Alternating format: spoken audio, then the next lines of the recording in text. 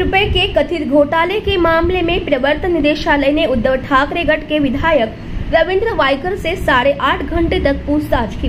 विधायक रविंद्र वायकर को ईडी ने सोमवार को समन्स भेजा था, जिसके तहत रविंद्र वायकर दोपहर करीब 12 बजे ईडी दफ्तर में पेश हुए।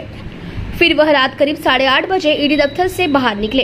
इस दौरान उन्होंने कहा कि ईडी ने 19 साल पहले का दस्तावेज मांगा था और हमने जमा कर दिया। हम इसके बाद भी ईडी को सहयोग करेंगे।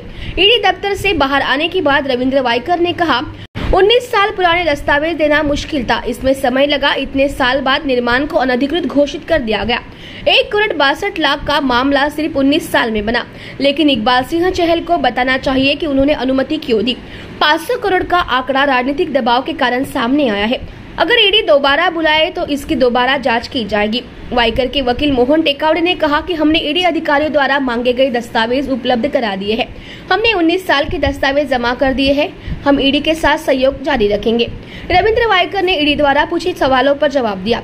आज तुम्हाला बोलवलेलं हजर झाला नाही, मात्र तिसऱ्या समन्सला चौकशीला हजर झालात। जवळपास 7 ते 8 तास चौकशी झालेली आहे। काय नेमकं चौकशी? बरोबर आहे। त्यांनी ज्या वेळेला माझ्या घरी आले होते 9 तारखेला, त्यावेळेला त्यांनी सांगितलं होतं की आम्हाला ज्या वेळेला आम्ही सुप्रीम ऍक्टिव्हिटी सेंटर जे बांधलं त्या अनुषंगाने 2002 पासूनचे ते आतापर्यंतचे कागदपत्र पाहिजे।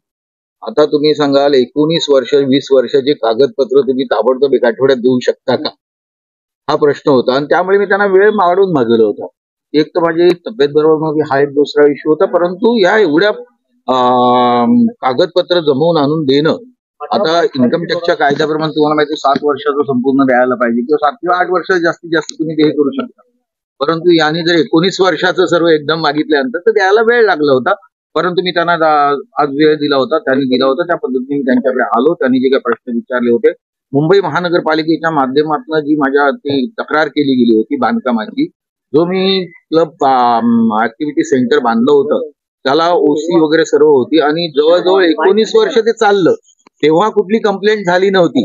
आणि ते तोडून नवीन डीसीआर आल्यानंतर त्या डीसीआरच्या माध्यमातून आपण तोडून गेल्यानंतर एखादी जुनी, आता ही बिल्डिंग जुनी आहे, ही केव्हा बांधली माहित नाही, पण ही तोडून आता ही बिल्डिंग बांधायला गेल्यानंतर याला कुठल्या कायद्याने मान्यता देतील, ती असं आता असलेल्या कायद्याने मान्यता देतील। त्या पद्धतीने त्यांनी मान्यता दिल्यानंतर 2 वर्ष तिथे काम झालं आणि त्या 2 वर्ष काम झाल्यानंतर यांच्यावरती राजकीय दबाव आला आणि कमिशनरच्या माध्यमातून त्याला स्टॉपवर नोटीस दिली। आम्ही ती चॅलेंज केली। तुम्हाला माहिती आहे, कोर्टात चॅलेंज केल्यानंतर मी अनइक्वल डिस्ट्रीब्युशन फंडच्या बाबतीमध्ये काय झालं ज्या जजकडे, त्यानंतर आत्ताच्या बाबतीमध्ये देखील झाल्यानंतर ते जज आता कुठे आहेत याचा पण तुम्ही विचार करा सर्वांनी।